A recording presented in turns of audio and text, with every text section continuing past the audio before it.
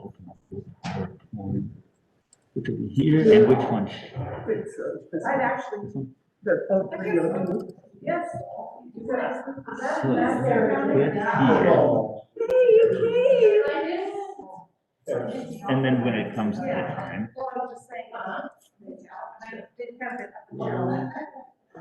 So we'll be here. What you're gonna want to do is share and just put I'm so tired share. And everybody should be able to see. Okay. And that's all you need to do. Okay, share. In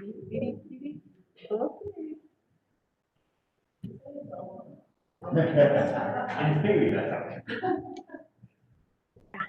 Hi, Bobby's in. Hi, Bobby. It worked.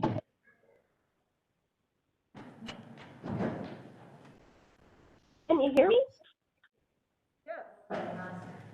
Hi, Bobby. So I'll just turn mine off for now. You can have it off or just leave it on the whole time. I'm gonna leave this one on. Oh, we can leave them on the whole time? Yeah. Oh, okay. Can Especially, everybody? yeah, you can.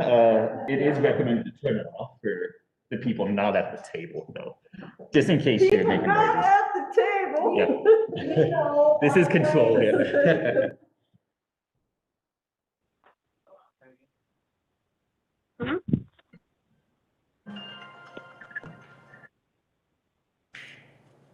Hello?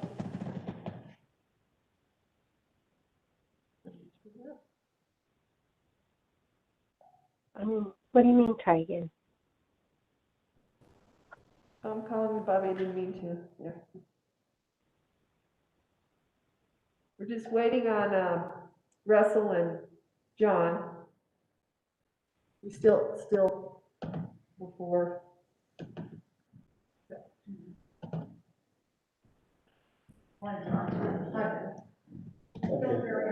It's 10 minutes for John. Yeah. John's just about ready to leave the other one. I don't know.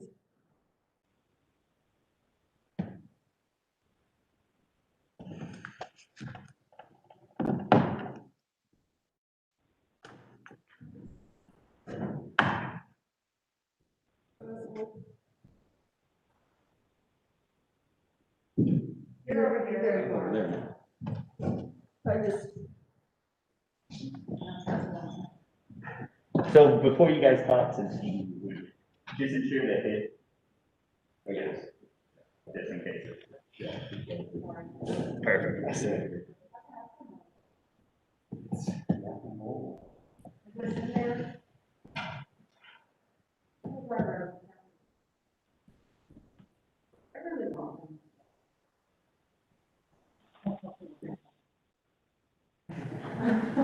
That top floor is sweet.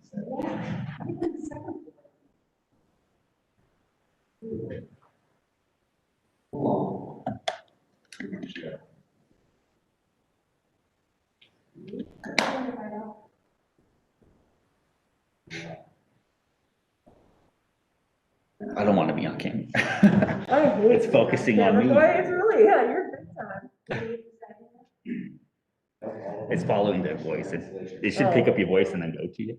So it just hears them behind you. Of course. After a while, it's kind of like, okay, I'm getting used to being on Zoom. That's what I look like, accept it. John, good, how are you? Good to see you.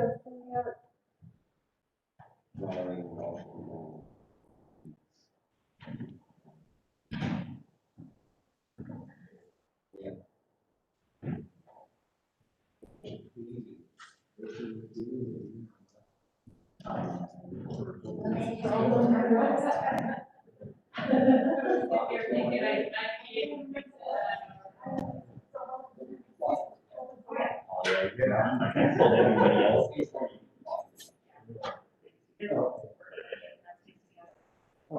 Just so it takes up time. Yeah, no worries.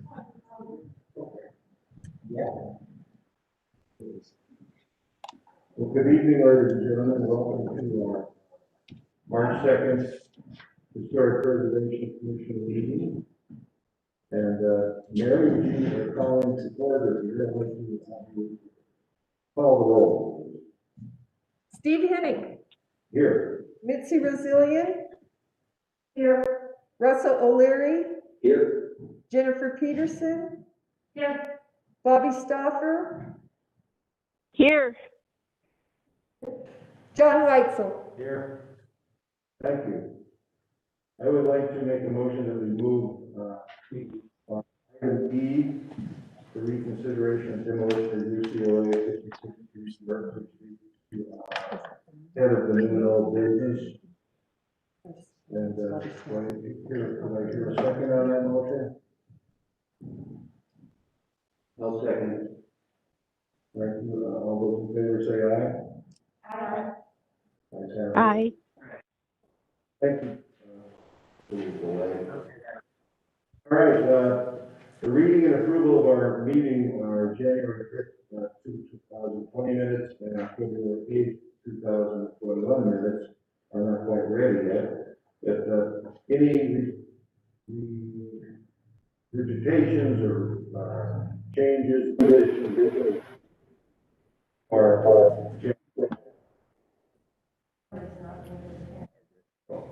to our January meeting?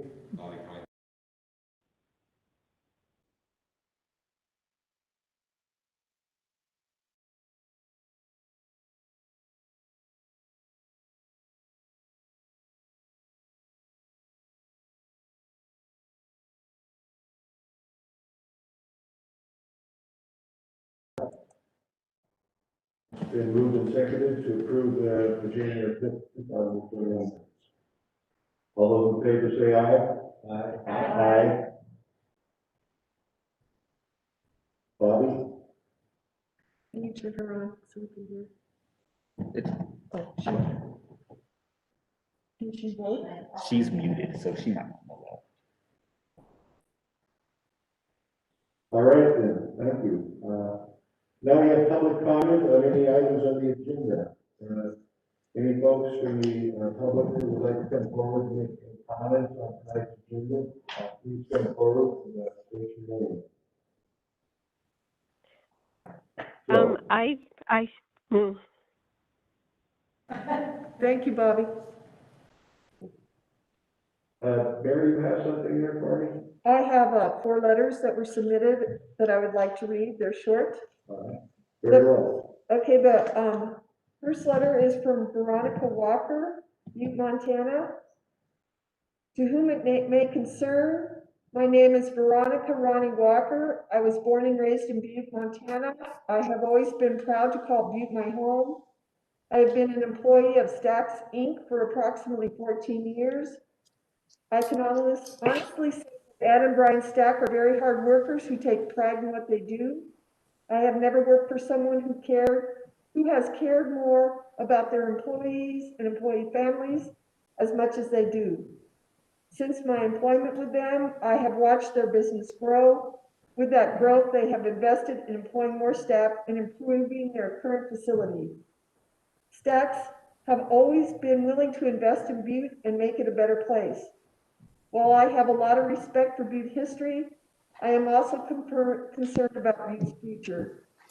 I believe the thing that makes Butte great is its people and not some broken down building. I'm afraid that if we let the HPC have so much control over our town, it will drive our children, our future, away from Butte. The second letter is from Brandy Paul, Butte, Montana. To whom it may concern, I am writing this letter to express my opinion and concern over the current opposition of partially demolishing and restoring the Blue Range building. As a resident of Butte, born and raised, I have complete respect for Butte history and absolutely love to see old historic buildings restored to their former glory. But I feel the HPC has overstepped their bounds in this situation. When you have a reputable historic engineer, among others, label a building as unsalvageable, who are they to say otherwise?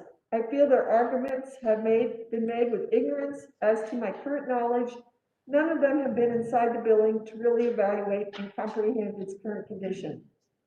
Butte is such an amazing place with enormous amount of potential for growth. But if the HPC is allowed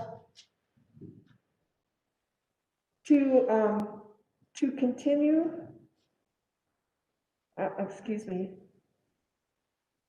but if the HPC is allowed to continue on their uninformed tactics, how will Butte ever develop? My fear is that if the HPC is allowed to stop this buy-sell agreement, what does that do for other future investors? Who would want to have any part of this intimidation? I give Larry Hoffman and Stax Motorsports great major credit for everything they have gone through over this. I am a 31-year-old female with a 14-month-old daughter and another child on the way. Butte is my home, and I would absolutely love to remain here with my growing family and have the same opportunities for my children.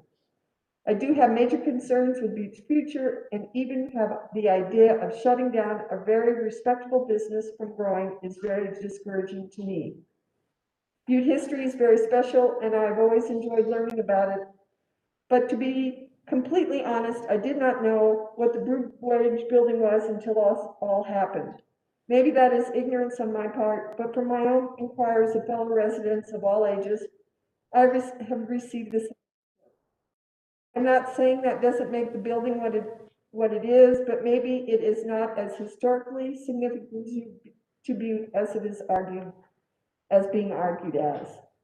With that, I feel you do not need a physical building to learn about history.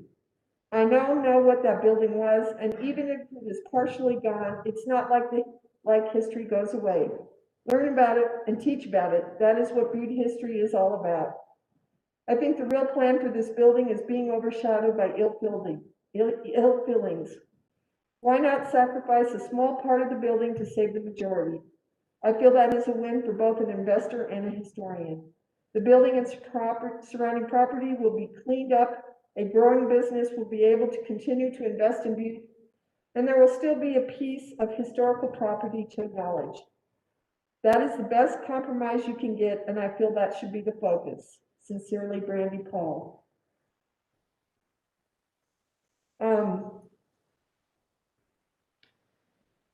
Dear Historic Preservation Commission members, this is from Nancy Woodruff, 625 North Main Street, Butte. I am writing in support of saving the Blue Range building. I am aware that the county has invoked the safety exclusion.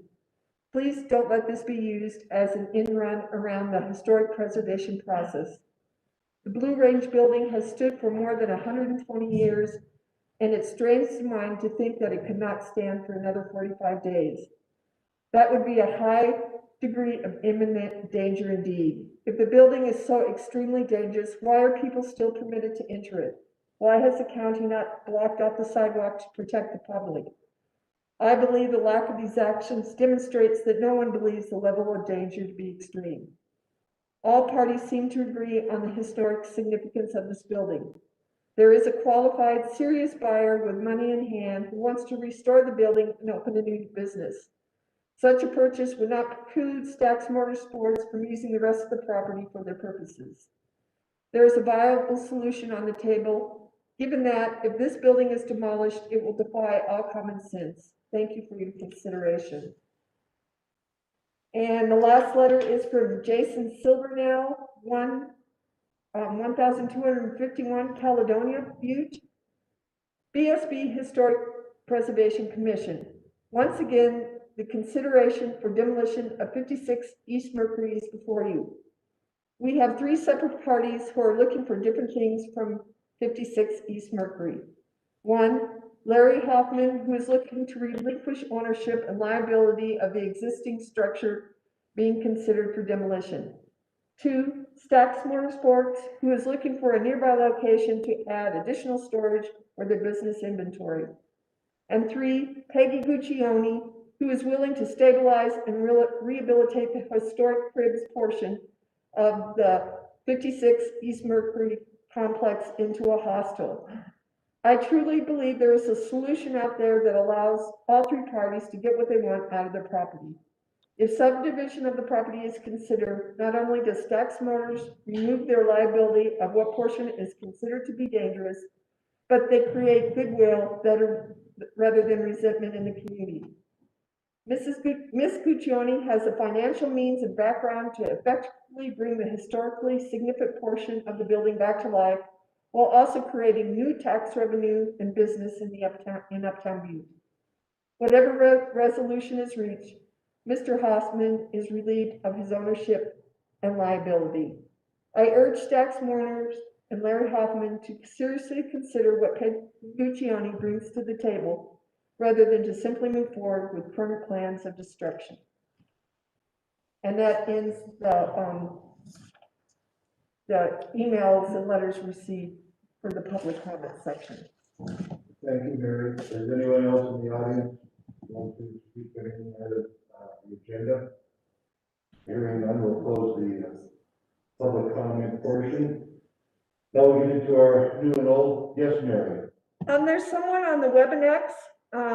We don't have a name identified. We have a number 4065, and then the last two digits is 19. But there's no name. All right, maybe they would like to identify themselves and Maybe not. maybe not. Okay. Okay. Nancy? I'd leave them in. They may be one of the proponents and they just don't realize it. So I actually have thought, someone else is going to call in at the call number, and so is the call line open? Yes. Okay, thank you. Very well, we'll move on to our new and old business. I've asked for this item number E, which is the reconsideration of the certificate of appropriateness application for the demolition request for 58 East Mercury Street. And I wanted to preface this with something that I received from the county attorney's office talking about our motion at our last meeting to impose a 90-day period for exploration of other alternatives as far as sale to other persons. It was brought to my attention that the owner already had entered into a contract for the sale of the building, and we did not have the authority to intervene on an already existing contract for sale. So I wanted to make that clear to our commission that we acted a little hastily on that, and that I think we should reconsider that motion. And I would also like to bring to light that during this period, the building codes official has deemed that this building is a dangerous building, and that they're going to supersede any decision that we make tonight about that building. So I'd like to open this up to Mary to give us another overview of this, and I would like the commission to reconsider a motion one way or the other on this building tonight. So Mary, would you preface this a little bit more for me? Well, I think you've pretty much covered it. Okay, very well. I just was provided a new recommendation, a substitute recommendation. My original recommendation was for a 45-day delay, and now I'm just recommending to deny the demolition permit. Well, commissioners, any comments on this situation? Russell, do you have something? Sure. So, for the record, I think that it should be clarified for the public that nobody on this commission is anti-development or anti-business. And I hope people understand that we are all volunteer advisory committee to the council, whose primary obligation is historic preservation in our unique historic district. And I recently listened to a really interesting podcast called Death in the West that explores the history of Frank Little and his murder. And in this podcast, one of the hosts called Butte a living national park. And this is how people from outside Butte see this town. This is a really interesting national district and unique in the American West and probably unique in the country. So we are not anti-business, we're not anti-development. Our obligation is to try to help the county guide people's hands to preserve the district. And unfortunately, in this case, it seems that, you know, the writing is on the wall, and there is nothing we can do for this building. I would hope that staff, if this is how it's going to proceed, would really consider a reconstruction of that facade in the future. That would, I think, be at least something good for the community that's going to lose this particular contributing element to the district. So I hope that that's the case in the future. Back to you. Thank you, Russell. Any other commissioners who'd like to weigh in on this request? John? Yeah, this is very good. Russell, I think it all comes about what has to happen, and that's what my comment last week, talking to the public, with replication of the saw.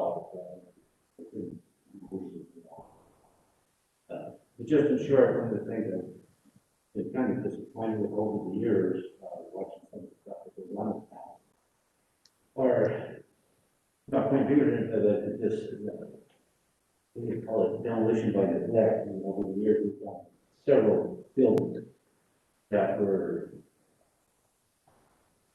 just gone beyond saving, and it was just because they didn't want to do it. So I think between us and the enrichment committee, where they have to go around and tell people, because nobody likes to be told what to do with their property, and like there's just an advisory board, and I think sometimes we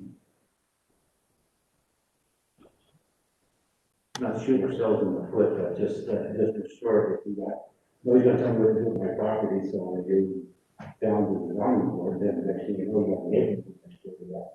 And you've got 15 working dogs in the school bus and everything else, and you go to the board and say, gee, what do we do about this? And so we can't do nothing because we'll be back to the rules and regulations. So kind of a juggling point here with a lot of this stuff. Just trying to make heads and tails out of all of this, and I think kind of left with word right now, just how to put it into words.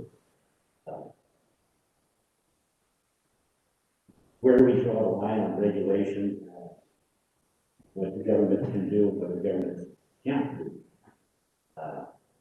So that's my point right now, so thank you. Very well. Anyone else? Mitzi, you have some comments?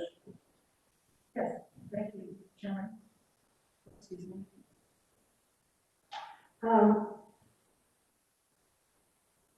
I appreciate the input that has been forwarded by everybody in the committee.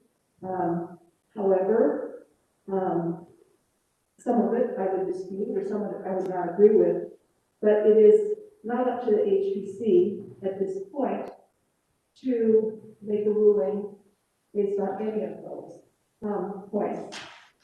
Because on February 17th, the council voted to move a 90-day consideration to a 45-day consideration. Not a 45-day delay, a 45-day consideration of alternatives, and specifically to sell it to another party. So it is not for HPC to run counter to the council vote. In fact, the council vote was binding. Therefore, I would like to make a motion. That is, it is neither the wish nor the will of the HPC to formally respond to this consideration request, because doing so would run counter to the February 17th council vote. The council vote is binding.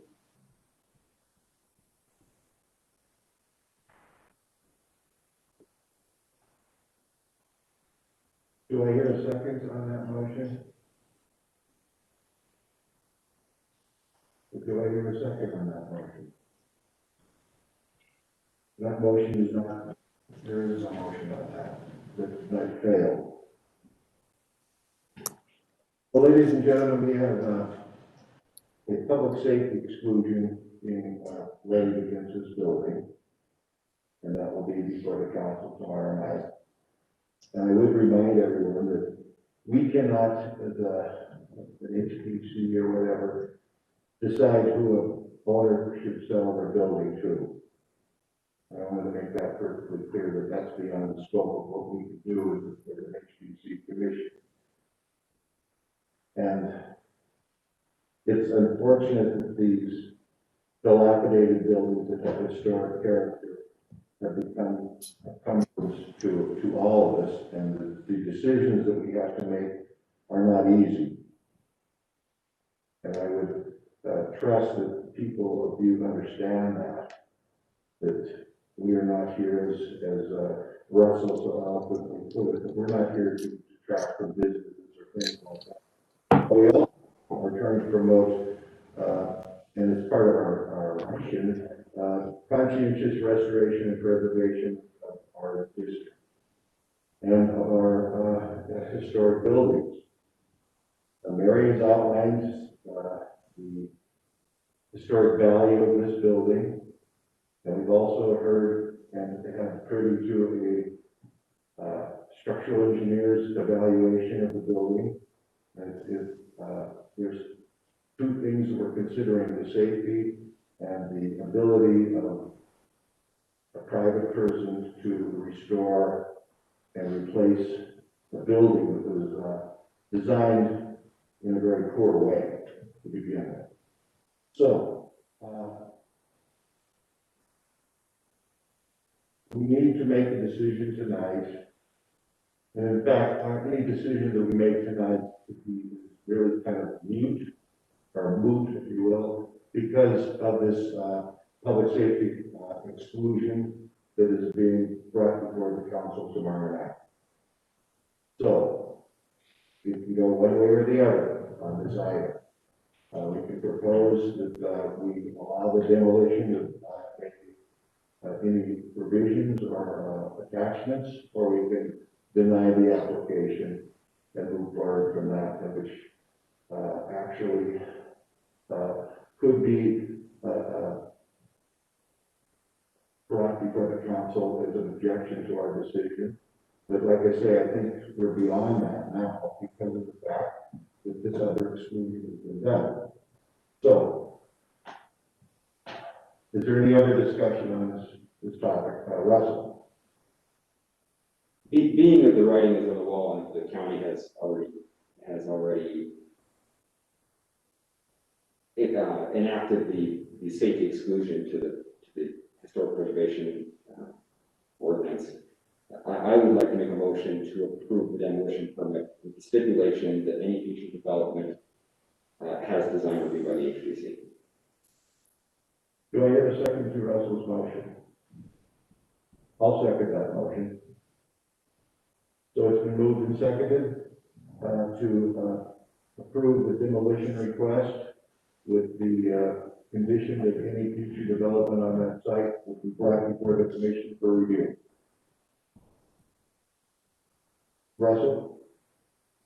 And my motion is I guess, discussion on the question here. Yeah. My motion is, with the head part here, that building, obviously, I don't think anybody can dispute the historical value of building in the Uptown District. I really do not think anybody could do that. But it appears that there are many people that want the building to come down, and I hope that any future development on that site does have an element of recreation in some form of that facade. Very well. I'll pose the question. All those in favor of it? Well, okay, you were still discussing it, fine. I absolutely oppose this motion. We are assuming that the advice that was given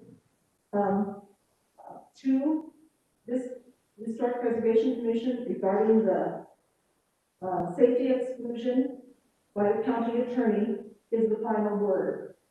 In fact, we know in the past that the Council of Commissioners has ruled on a safety exclusion specifically for 135 East Park. They were asked to, they made motions, and they filed a vote. We are presuming that they have no power at this point. And what we are relying on is a newspaper article and the word of the county attorney.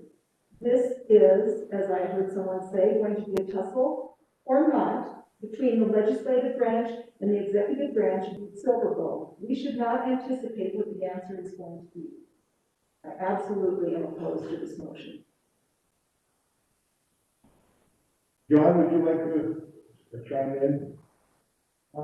If you would, if you do, please speak up to the microphone. Yeah, this is like a question. I agree with Russell, we can go ahead. The stipulation is that we can have a decent looking facade, the delineation of the building, and perhaps even some historical.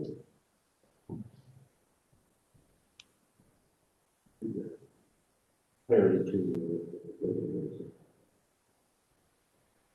I think it's a deposition. That's what I see the slide. Well, for me, I know in the past we've asked for some historical documentation, like photographs, etc., to be filed and put on file for the archives to have some photographs of the building. So I think that's something that should be done as well. I don't know exactly what they have in mind for the future development on that site. If they were planning, the plan is to continue using the back garage and another portion of the building. Thanks. So, I'll put it to the vote. All those in favor of the motion signify by saying aye. Aye. All those opposed, say aye. Nay. So there's one Nay. vote. Okay, so we have 4-2. We have 2 opposed, would be, there's 2 opposed, 4, so the motion passed. Thank you very much, and we hope we've hopefully settled this situation. From our standpoint, it's not exactly how we usually do these things, but on the other hand, we're glad that we consider your request. Thank you very much. Yes, Russell. If I could make one additional comment here. Sure. I think it's important for the community at large to understand that the way that this particular deal went about was rather frustrating. And from the, watching this happen, it is all the moving parts. There's so many moving parts, and it seemed like it was intentionally difficult for the sake of making it difficult. And it would have been nice for the property owners to engage the historic preservation officer earlier on in the process. It would have been nice to have some opportunity for this property to get a little bit more understanding prior to all of this happening at once and having this giant cloud over everybody's head and a big rush to make this happen. I hope that anybody that does this in the future, that does, is coming to the county for demolition review, especially for properties that are inside of the historic district, do this in a way that is more inclusive of the public and more inclusive of the historic preservation community. And again, I am not, and I don't think anybody on this commission is anti-development or anti-business, but our obligation is to the historic preservation ordinance, and our directive is to encourage things that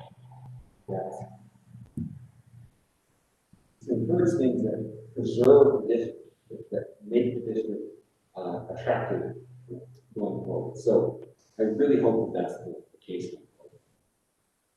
And I would add, you know, going forward, if these buildings are dangerous, those items be brought to our HPO, and that they work that out with our building official prior to, before they bring it to us to determine, yea or nay on a building that, we don't know that much about. We found out a lot about, and now we know.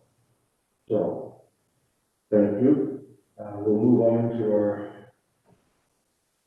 design review COA at 675 South Montana Street.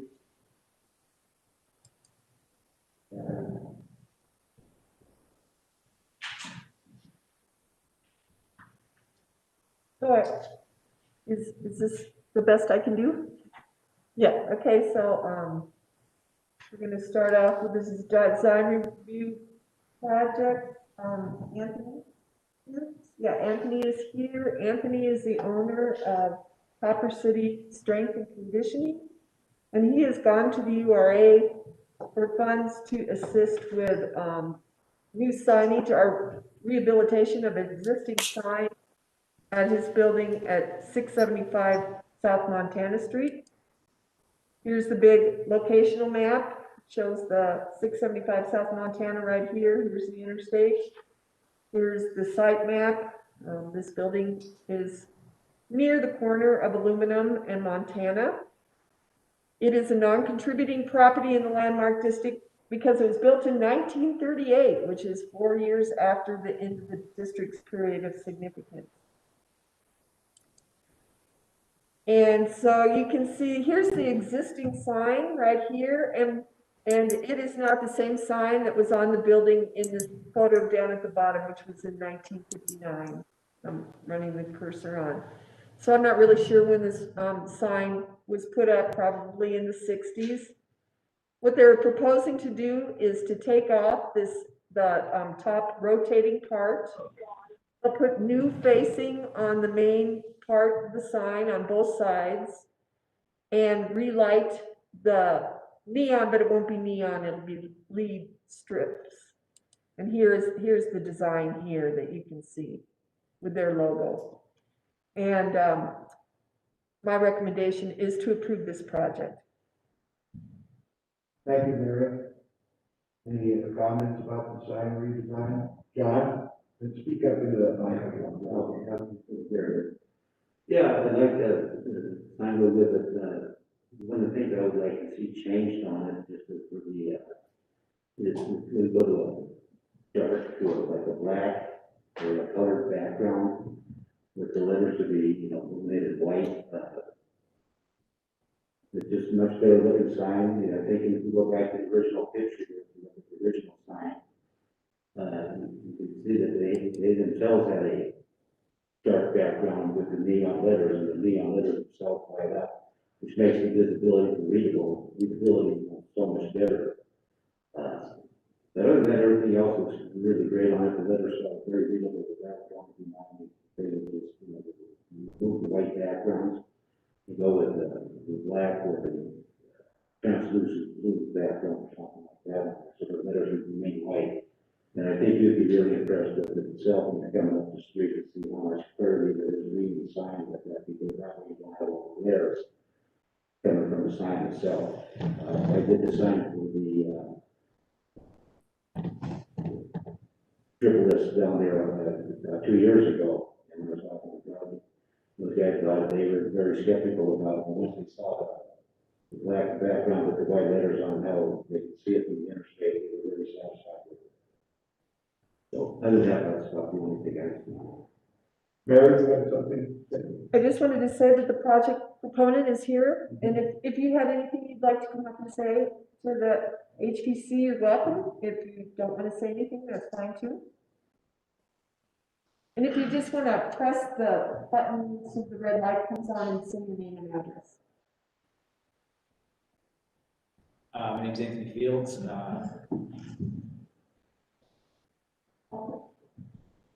Name is Anthony Fields, and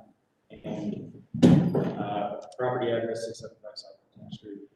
And, don't have much to say other than thank you guys for the opportunity to do this. We're really excited about it, so, thank you.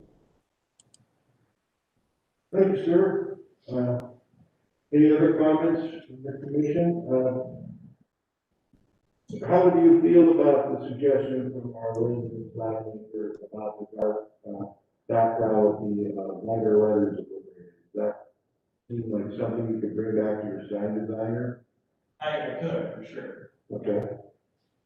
I think that'd be an easy change, but, yeah, I mean, I'll take it into consideration.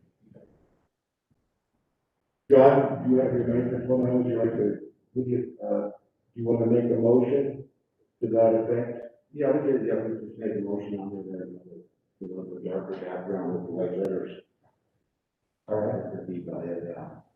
It's been moved. Do I hear a second? Is Russell second? It's been moved and seconded. Any other discussion or the question? Lindsay? I just want clarification, did you mean that as, we would prefer, or we're passing it with that condition? I just want clarification. I Okay. don't. Okay, it's a preferable choice, which is recommending to the applicant to utilize a darker background for lighter. But it's not necessarily a condition of approval of the sign. Very well. Russell, does that sound fine to you? Yeah. All those in favor say aye. Aye. Opposed? Yeah. Good luck and thank you for coming before us. Thank you. Okay, next on the docket, we have a COA for 914 to 916 California Avenue, and it's dealing with a window replacement. Yeah, this is a small but an important project. Lori Baker Patrick and her husband, William Patrick, own this duplex on California. It's right next door to the house we did design review on maybe a year or two ago, where they did the replacement siding. It was a little Craftsman, and that project's really moving along and looking well. But this duplex has been in Lori's family for 5 generations, and it's got some great history that if she wants to tell you about, I'll let her have that opportunity. But this is how the house looked in 1959. Again, here's the locational map to your left with the big red showing where it is down in that kind of South Butte neighborhood, and then a site map with the building footprint. There's the duplex and a garage, and they're proposing window replacements in both buildings. The first window replacement is on the front facade. It's this basement window at 916, which is the part of the duplex to the south. And you can see a 2x2 or a 2-pane storm window there, but they're the main window is gonna be replaced with a single pane window. And all the window replacements will be Anderson Series 100 fiberglass composite. And then the lower photograph, they're proposing to change out the 2 bathroom windows here and here, and they'll both be 1/1 single hungs. And then there's another basement window that's over here. It's a very, very narrow space. There's just, as you can see over here, just a few feet between the 2 houses. So I couldn't really get a picture of it. And they're gonna put a single pane window there. It's really critical that they're having real problems. This is the house we did the design review on, the Craftsman, that they took out the asphalt shingle siding and redid the original drop siding, and it looks beautiful, but their roof line is below the duplex's roof line, and they don't have gutters, and so they have had real problems, so they're going to replace that window right there. And then in the garage is at the back of the house. Here's the garage, and they're going to replace this wood slider window with a 1x1 slider. So I think it'll be a really nice project, and I recommend approval. Did you want to get up and say something, Lori?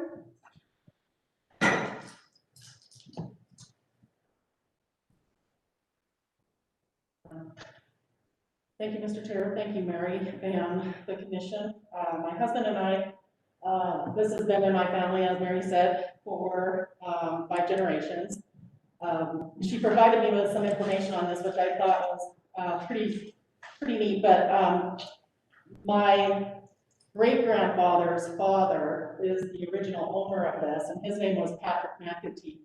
My father's Patrick Baker, so so it was my great-grandfather's father, or great-grandfather's grandfather, who actually originally purchased the home.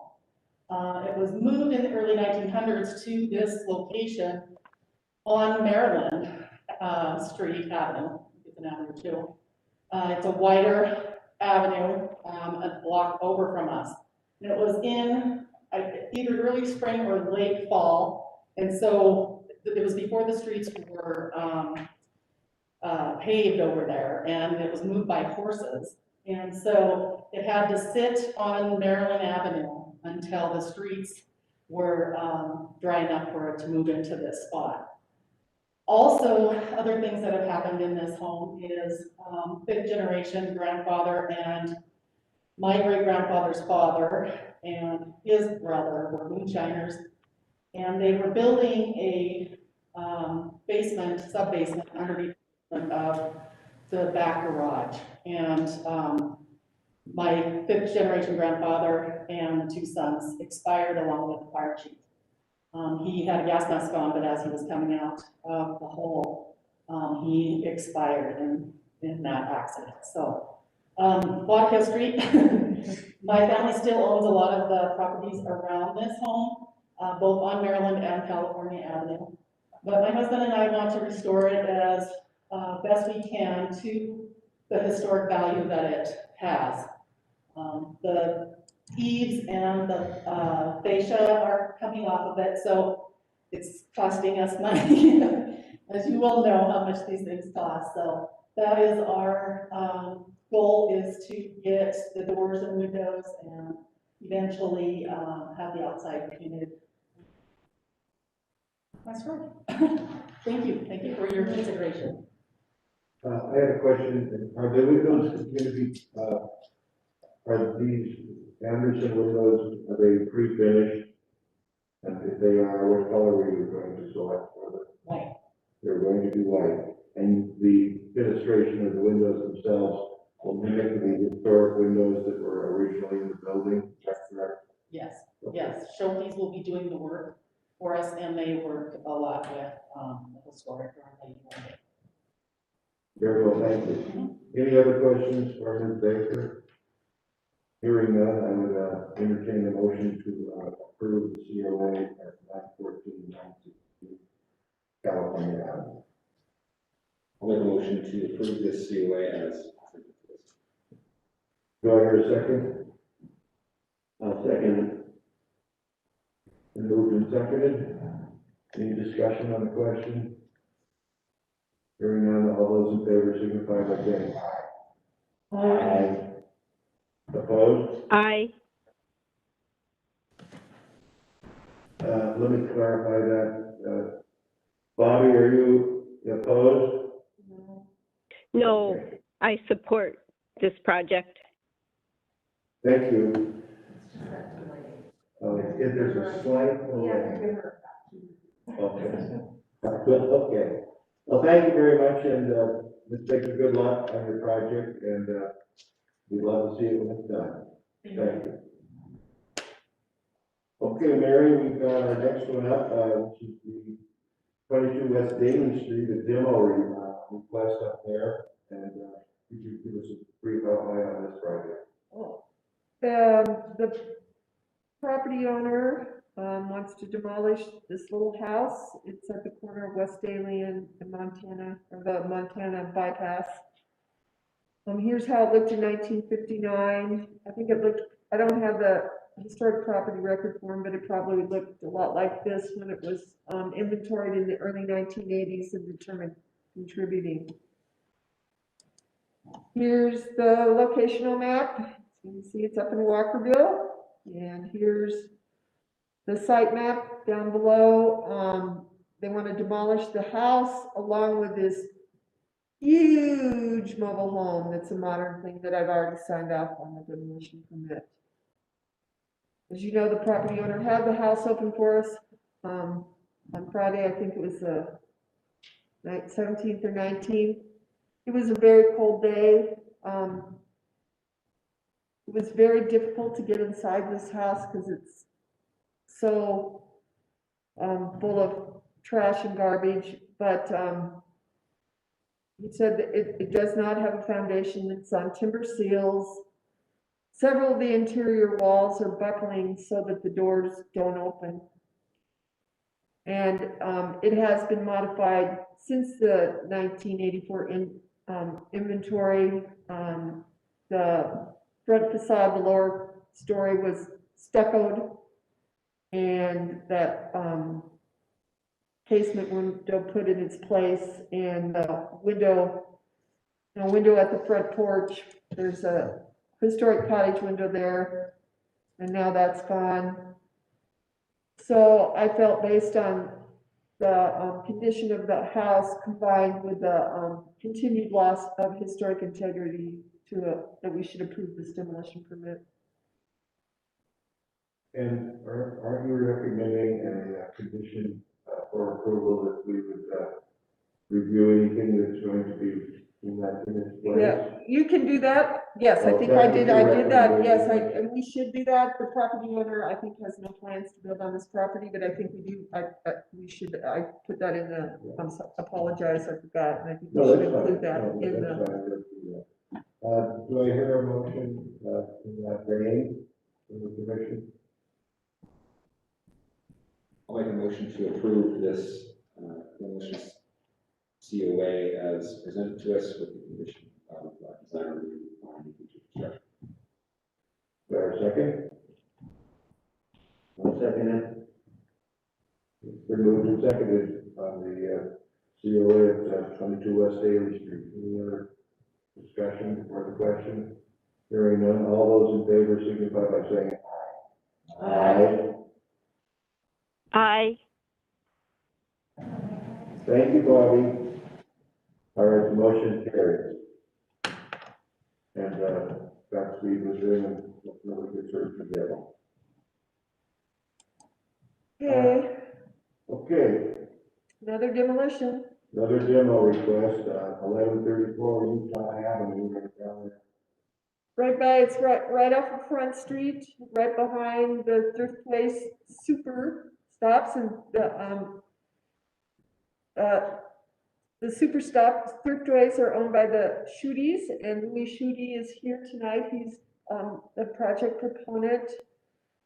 They would like to demolish this commercial building.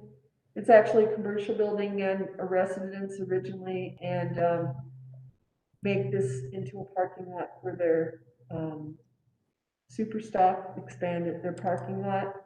And this is right down along Front Street. Here's the building footprint. Here's the Super Stop. I really was going to put in some more pictures, but I ran out of time to give you kind of an overview of the neighborhood. I think a lot of you know that on this stretch of this, right on the southern edge of the landmark district, the north side of Front Street. There's been a lot of demolition of historic buildings in this area. We used to have the Brinks and Deluxe right across here at Utah.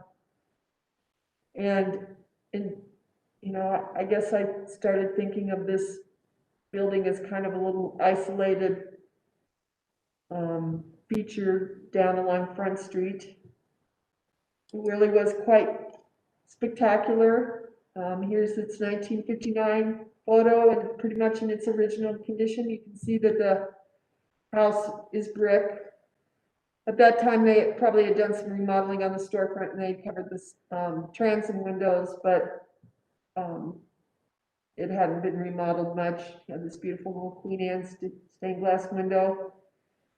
It's interesting when you look at the historic property form that you have different owners at these two spots. I always would think that, you know, maybe the person that had it was built as a store and the store owner lived here, but we don't have enough information to confirm that. The upper picture here, the contacts that I blew up are from the 1984 inventory form. And it shows, you know, that pretty much like it was before, except that this really heavy application of stucco has been applied to the residence side of the building. And then how it is today, at some point, the entryway, the residence was combined into commercial, made into commercial space and combined with the commercial building. They took out the entryway, they modified the windows. They've added more siding onto the building, so it's lost even more integrity. Here's what it looks like from the back. You know, all in all, this building is in really good condition. This foundation is really solid and strong. Got new electrical wire and plumbing, and I don't know, I mean, I recommended approval, demolition of the permit due to the continued loss of integrity, but mostly because of its location on the fringe of the landmark district. It's kind of isolation from other historic commercial buildings. But with the condition that when the Shooties will have to work with both Public Works and Planning to design this parking lot. And what I would really like to see is a substantial buffer at the north end of the parking lot that really provides a visual buffer between the parking lot and the historic residential area to the north. Made suggestions to include like a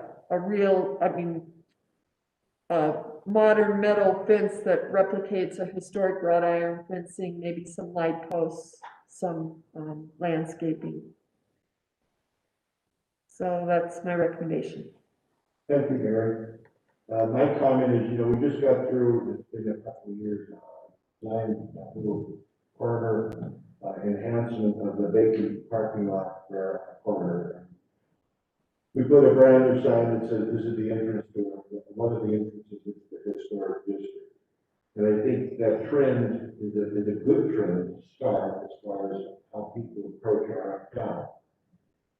And I think the idea of careful design of the parking lot there that would echo and try to reflect the idea that we're trying to do the best job we can with parking and screening. Now, this body does not control the codes or landscaping, etc. I mean, generally it's one tree. There's one tree for every parking spot required, etc. And there's a parking requirement, a landscaping requirement as a whole. But I agree with Mary. I think, given the fact that this is a primary entrance into our historic district, consideration should be given to an enhancement of that space. And I would imagine that Mr. Studi would probably agree that it would also help us as far as goodwill to the neighbors in that neighborhood. And I would ask if he would like to come up and explain his plans to us a little further. That would be very nice.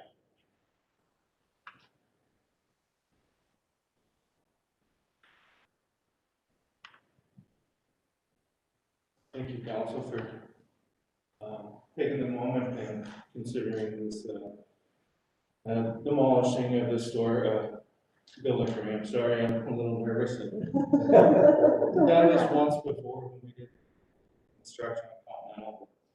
I can handle it. I appreciate you guys working with me. Yes, I've talked to Mary a couple times on the phone, and also with the city on parking lot requirements, which I am more than happy and to work with the city and with the Historical Society on developing this into a nice parking lot that it will help with the new parking that you were talking about off where historical entryway is, whatever you would want to call it, which I would help design off of that with the older parking lights and so forth, and enough lighting so that it's a safe parking lot. But that is my future plan and for future development for that location. near future. I have a question. Of course, you have to take into account different drainage, stormwater, et cetera. Like that. Yes, and I've been working with Johnny Jeffries, who Okay. actually will be doing the demo with demolition work, and he does have like a civil engineer that I'm gonna work with on drainage and all that, if there needs to be. I have another question. The lot directly to the east behind this property, is that yours too? Yes. Okay. Because I've seen various people parking up there. Yeah, currently right now, I got an agreement with Steel, and that's where all of his employees park during the daytime. You drive by during the daytime, you'll see up to 10, 15 cars parked there. But there's no plans that you don't have any immediate plans for improving that parking lot? No. Oh, that'd be awesome. Right there and see. That future plans would be future stores, so. I see. That'd be 10 years, hopefully. Any other questions for Mr. Studi, for the commissioners? No, okay. Yes, Mitzi. Oh, I just wanted a clarification then, the landscaping that we were talking about that we are very interested in is just going to be adjacent to the, this historic building, or are we talking it also being a block from essentially the parking lot that Hub Steel is using right now, and block the neighborhood, essentially serves a barrier between that portion of the historic neighborhood and the parking lot as well. This So can little you clarify location- that? I'm sorry, this location is, I'm very open to work with everybody on it. But I don't know if you know how it works, but there's another alley that comes north and south. Yeah. And another one that goes east and west and connects there. So my only point right now is just to develop that one parking lot and then future for my car wash at that location with that dirt lot, or to future develop that area into a home convenience store. But right now, I would just be trying to buffer from where the north of that house. I don't know if you guys would require anything. We've got to be careful about siding. You know, I think you can have a fence along the back, but not along the streets of the alley. Or just a little, I don't know. Okay, Russell? Just actually, a question for Mary. Can you give us some clarification, on what our obligation is in regards to landscaping actually? Well, I just said I wanted some, actually, the planning requires some landscaping. I guess they required a certain amount of trees and, I don't know, grass per every thing, so I just put that in there, but my really concern is structural landscape. I think of fences and lamppost as landscaping too, and that's the landscaping that I'm more interested in. I don't really care about signage there. I do care about a buffer. Does our ordinance address landscaping and? We can require improvements. It does. Yeah, it's design review of improvements, yes, on this particular property where the demolition is going to occur. And I would just say, especially because the proponent is amenable to it, so that, I think that's what makes this different from other things we might have considered in the past, but in this particular case, I think this just reinforces our ability to make that condition. Demolition. And I just have to say, it's something, I haven't seen the landscaping along Idaho Street yet, the fencing and stuff, but it's something that, we requested, Town Pump at their new Montana and Platinum facility. We were very concerned about, a fence and a buffer between that building and the neighborhood, and that's supposed to be what's happening. So I consider this, comparable to, they're not building a new building, so we can't do design review on a new building, but we can ask for some structural landscaping that provides a visual buffer between that commercial complex, modern commercial complex, and the historic residential neighborhood. Russell, So, but maybe just for clarification, for the proponents, did you say that you do eventually plan to build on the site? Something- Oh, yeah, that would be in the future, Okay. nothing near future. Someday. Yeah, like when my kids are probably sitting here. yeah, I think what we're asking for is consideration of the historic neighborhood that you're entering and the buffer that Mary talked about, as long as it meets the requirements or exceeds the requirements of the Butte-Silver. That would be something that we would be very interested in seeing, and hopefully that you're aiming to go about pursuing. So, do I hear a motion on the floor to approve this COA demolition for 1134 Utah Avenue with the proviso that the landscaping be historically compatible with our entrance into the new district? And it comes to the HPC for design review. Pardon me, Mary? And then it comes to the HPC for design review. That's part of it. Okay, that's part of your recommendation? Yes. Very well. Russell? All right, I'll give this a try. I'll make a motion to approve this, design, or excuse me, this, demolition review COA as presented to us, with the understanding that, it comes to the HPC for design review for any, additions to the property, specifically landscaping, but I guess future development as well, that the lot is built upon. Do I hear a second to Russell's motion? I second it. It's been moved and seconded. Any further discussion on the question? Hearing none. All those in favor say aye. Aye. Aye. Thank you. That motion carries. Good luck, and we'll be interested to see how it turns out. Thank you. Thank you, Yes, Council. Mitzi. I appreciate your time. I appreciate it. Mr. City, I just, one of the things that we often condition are, salvage of items. Yeah. And in this case, I understand that there's not really much historic fabric left.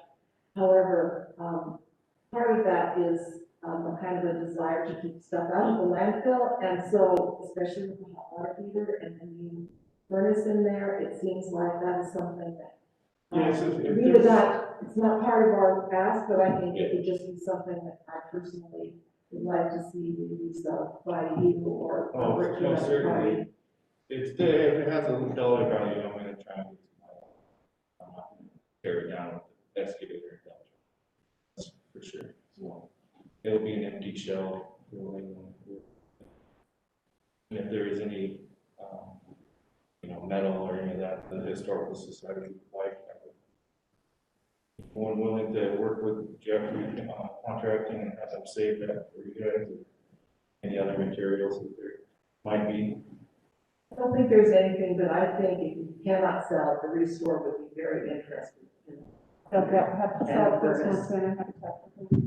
Humanities Restore would be interested in those if you don't, if you don't have to provide it to them, but if, it'd be better that they would, you can't sell them and that they would take No, them. yeah. And they'll take minimal if you want, so that'd be great. Great, and if I could go on it. I'll provide it to you. Work with everybody. Okay, thank you. Thank you.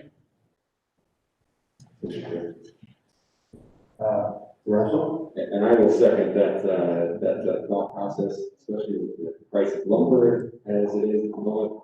I think even salvaging lumber or any of these things. Okay, we're moving right along on our agenda this evening. Section 106 review, we have the Boulder Elementary Tower, Class 3 Cultural Resources Survey. This is to come through us as far as any historical impact of this cell tower. Is that correct, Mary? Yeah, so they're coming to us for comment on their cultural resource report, which I provided you. They did a class 3 survey as typical. They want to build a 180-foot tall cell tower up above Walkerville. This map here, the little blue dot is basically where it's at here, and maybe this will give you a better idea. This house this is the Molten Reservoir. This is, where, Dave Palmer lives. Does that clarify this location anymore for The you? molten reservoir is a lot further down. No, the Molten Reservoir Distribution Center, the pumping or whatever plant that is there. And then Dave Palmer's house is here, so you're traveling up the road from Walker, on North Main, and you go, and it's this big open field that's, I guess, since Dave Palmer was my boss for a while, I know his house. And it's a big open field, and that's where they're proposing to put this cell tower. We're a little perplexed by the whole thing because this site is within the flight line for the airport. And as Dylan Pippich, the planning director, has told me that it's like 0 ground level is the height of things that you can. So planning has asked for them to provide notice of FAA approval before considering this, which they probably haven't gotten yet, and they probably won't gotten. So what we're doing here is kind of a moot point, but I just wanted to go ahead and present it to you. So if you read their report, they did a archaeological or pedestrian survey of the potential area of impact, this little blue dot in the circle that I'm kind of waving on. And they didn't find anything there. And then they're obligated to do a visual impact assessment for a half-a-mile radius around the site, and that's this red circle. It does include just the top of Walkerville, below the Alice Pit. That's included within the bounds of the landmark district. There's lots of mine sites and stuff in the area, but when you go up there, you really can't see,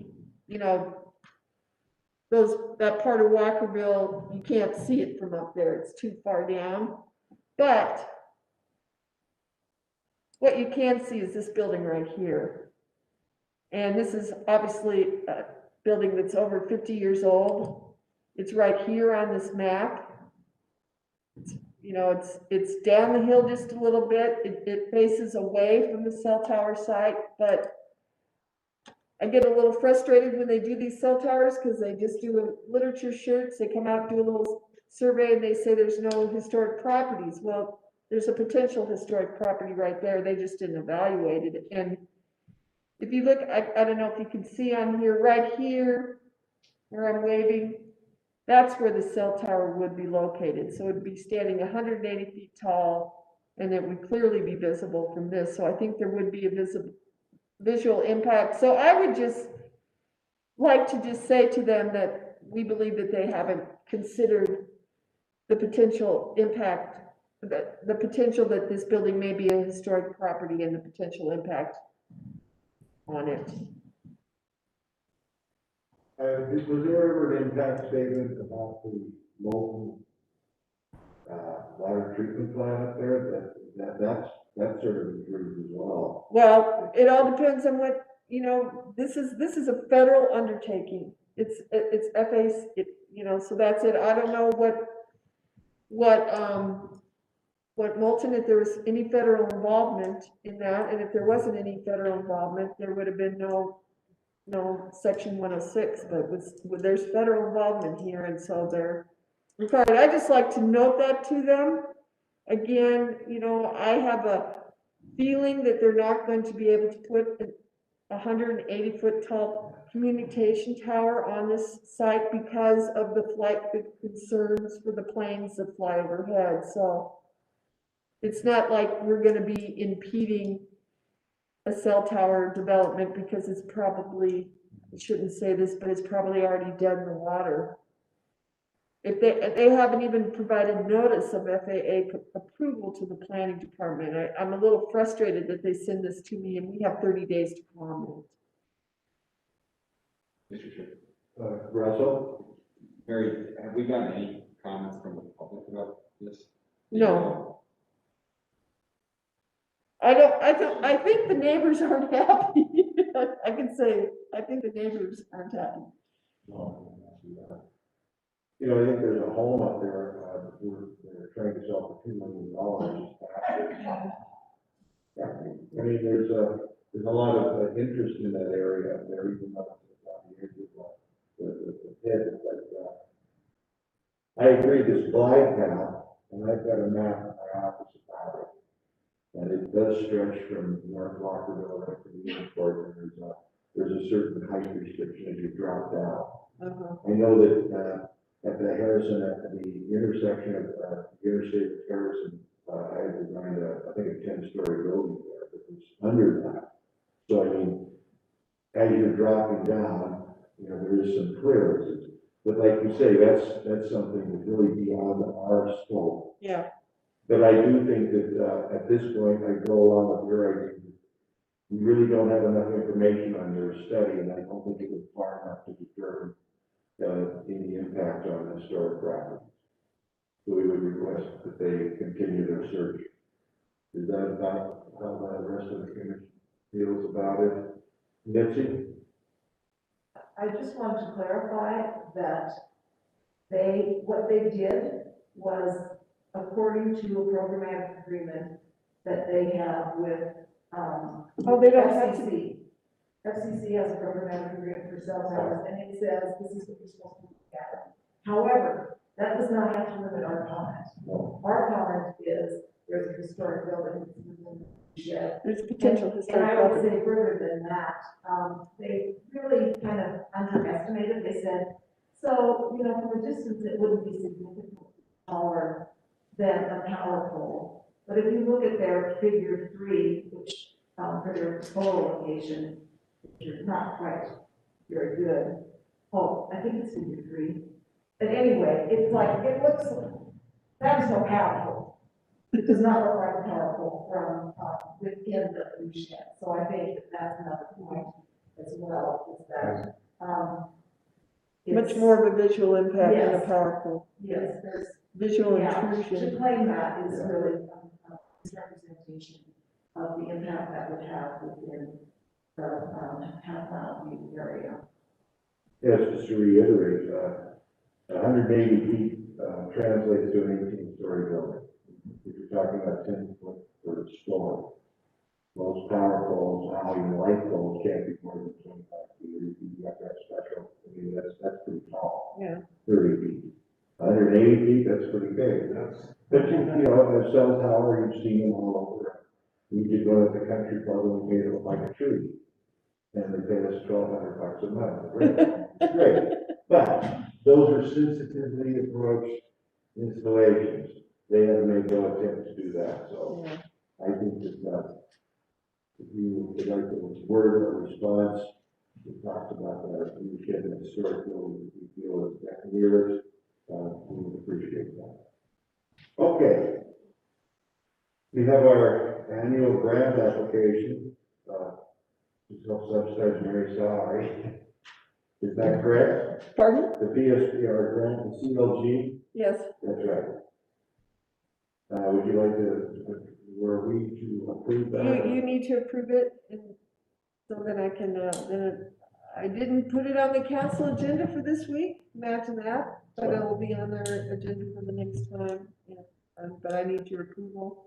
Okay. I need to have it documented that you, made a motion to approve it, and provide the minutes from this meeting All right. for that. Thank you. Any of the commission care to make that motion? Lindsay? I move that we approve the grant application for, CLP 2021-2022. Second. Been moved and seconded to approve the CLG grant application for 2020 to 2022 year. Any other discussion on the question? Signify by saying aye. Aye. Aye. All ayes, the motion carries. Staff member report, anything Those have a lot of issues, but anything that you like to bring forward now, Nope, Mary? Thank you. Any announcements? nope. Mitzi has an announcement. I don't have an announcement, but I don't know how to call it, member report. Okay. Excuse me for not turning on my mic. But, I don't want the last word, about the tenure of Butch Branch being on the Historic Preservation Commission to be. That he was let go for, a breach of the Code of Ethics and is no longer serving on the HPC or the SARTA board. I don't want it to be the last word because Butch brought for at least 3 years and maybe more great value to this board. He followed in the footsteps of others that have made great contributions and also the people that currently serve on this board. He brought something special, in my opinion, and that was his love of historic buildings, his eagerness to take the most rundown of the property and turn it into something that was usable.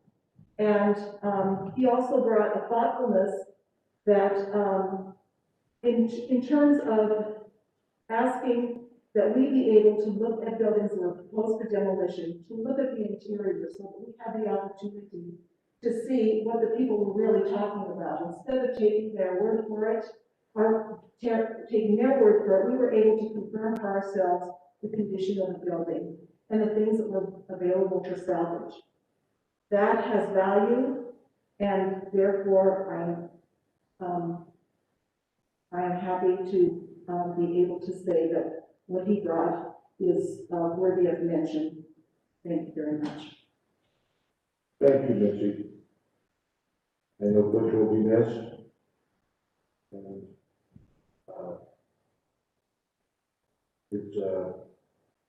it's difficult to express the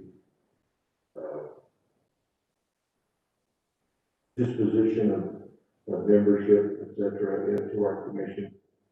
I know that we will probably have to find a replacement, and we will probably need to find a replacement for the SARTA board.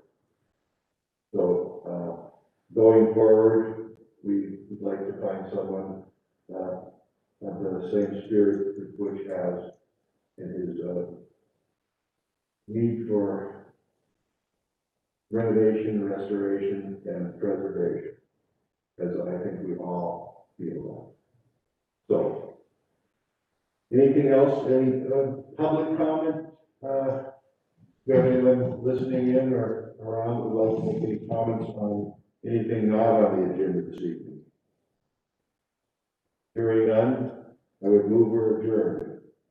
All those in favor say aye. Aye. Aye. Thank you, and we're adjourned.